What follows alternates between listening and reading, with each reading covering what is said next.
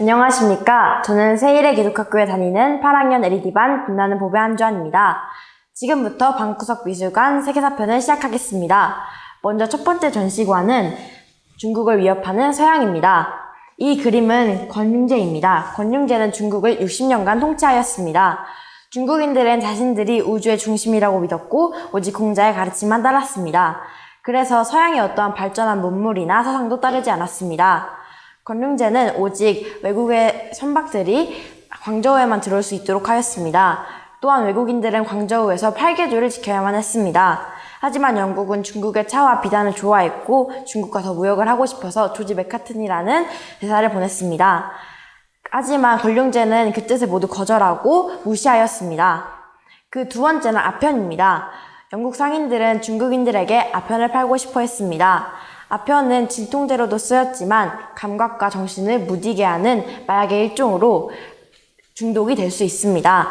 그래서 영국 상인들은 몰래 중국인들에게 아편을 팔았고 이로 인해서 많은 중국인들이 아편에 중독되었습니다. 이를 안 황제는 아편을 금지시켰지만 계속해서 영국은 아편을 몰래 팔았고 이로 인해서 영국인들은 많은 돈을 벌었습니다. 두 번째 전시관은 바로 나폴레옹의 등장입니다. 나폴레옹은 이탈리아로 진격했습니다. 나폴레옹은 오스트리아의 압제로부터 벗어나게 해주겠다고 하면서 마구 약탈했습니다.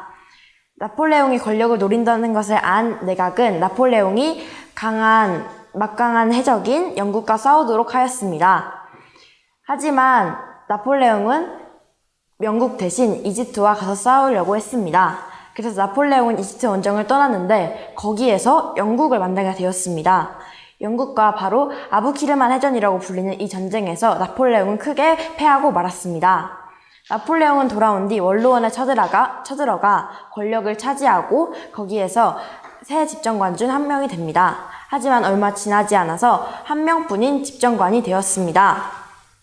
이 다음에 나폴레옹은 나폴레옹 법전을 만들었습니다. 나폴레옹은 이 나폴레옹 법전을 만들어서 모든 이는 평등하나 여자나 고용살이를 하는 사람은 권리를 누릴 수 없다고 얘기하였습니다. 또한 나폴레옹은 가톨릭 교회의 지지와 또한 충성을 받아냈습니다. 그래서 나폴레옹은 종신 집정관이 되었습니다. 나폴레옹은 이렇게 보이는 것 같이 황제가 되었습니다. 나폴레옹은 노트르담 대성당에서 대관식을 열었습니다. 나폴레옹은 또한 영토를 확장하기 위해서 미국에게 루이지애나를 팔았고 이로 인해 돈을 벌었습니다.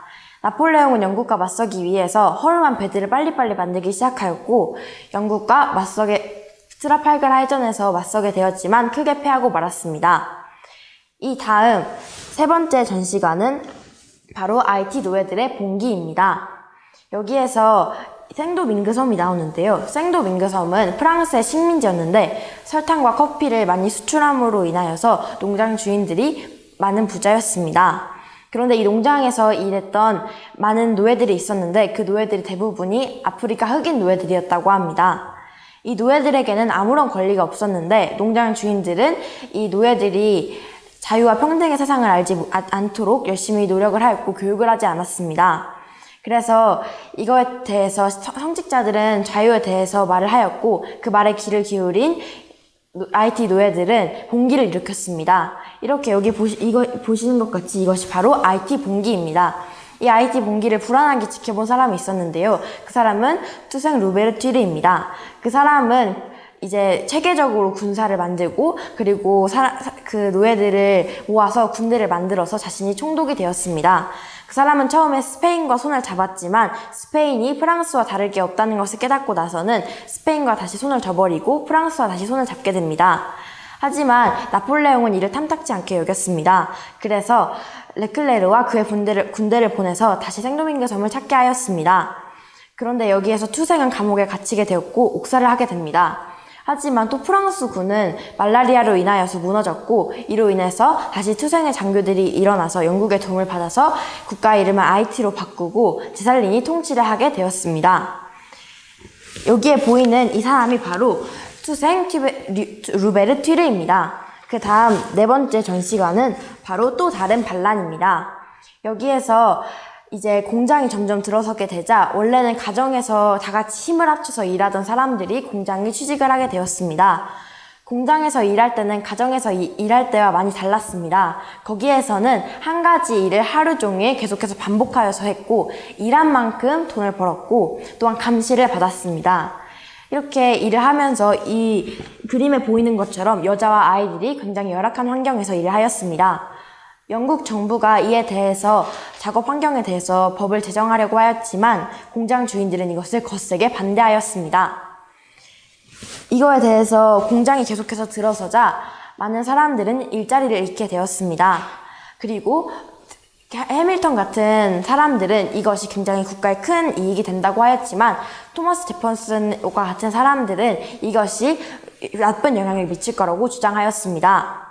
여기에 보이는 것은 러다이트 운동인데요. 이 러다이트는 일부 노동자들이 네드러드라는 수수께끼의 남자를 중심으로 모여서 러다이트의 무리를 조성하여서 공장에 쳐들어가 불을 지르고 기계를 때려 부수는 등 이거에 대해서 계속해서 시위를 했다고 합니다. 그래서 이거에 대해서 계속해서 분기가 일어났고 그래서 이거에 대해서 공장에서는 계속해서 많이 들어서게 되었습니다. 그 다음 다섯 번째 전시관은 바로 길트는 서부입니다. 토마스 제퍼슨이 아까 나폴레옹 편에서 얘기했던 것처럼 미국은 루이지애나 구입을 하게 됩니다. 이 루이지애나를 얻게 되면서 미국은 서부에 넓은 땅을 가지게 되었습니다. 이거에 대해서 토마스 제퍼슨은 루이스와 클라크를 보내서 서부를 탐사하게 합니다. 그래서 이 서부를 탐사하면서 캐나다 장사꾼과 그의 아내 사카자 웨어를 만나게 됩니다. 그 장사꾼과 사카자 웨어는 원주민들과 대화를 할 때 통역을 하는 역할을 해 주었습니다. 이렇게 통역을 하면서 로키 산맥을 넘어가고 태평양에 이르게 됩니다. 이렇게 태평양에 이르게 되었고 그들은 서부 지도를 그렸습니다. 그 과정이 무척 힘들고 배고프고 추웠다고 합니다. 그들이 이렇게 개척한 길을 따라 많은 사람들이 서부에 몰려들게 되었습니다. 그 다음 이 그림은 테쿰세입니다. 테쿰세는 백인 이주민들과 싸운 시오니족 전사입니다. 그는 백인 이주민들의 요새와 마을을 공격하는데 선두한 인물 중 한 명입니다. 그는 백인들이 원주민들의 땅을 사려고 하고 원주민들도 백인들의 사상을 점점 따라가게 된다는 것을 알고 이에 대해서 굉장히 분노했고 이거에 대해서 반대하였습니다. 그래서 그는 그의 동생이자 예언자라고 불리는 테스카타와와 힘을 합쳐서 모든 원주민들이 다 같이 백인들과 싸우기를 바랬습니다. 또한 테스카타와는 미국에 초청을 받게 되는데요. 테쿰세가 자신이 동생 대신에 가서 입장을 주장하겠다고 얘기를 하였습니다. 그래서 그는 가서 이 거래는 옳지 않고 우리는 이 거래를 할 수 없다고 주장을 하였고 미국에서는 이 거래를 물을 수 없다고 얘기를 하였습니다. 그래서 이 테쿰세는 이거에 대해서 다시 이 전투태세를 갖추는 것을 알고 다른 원주민에게 도움을 청하러 갔습니다. 그런데 그 와중에 미국인들이 쳐들어왔고 이로 인해서 완전히 이 계획은 실패로 돌아가게 되었습니다. 지금까지 방구석 미술관 세계사였습니다. 감사합니다.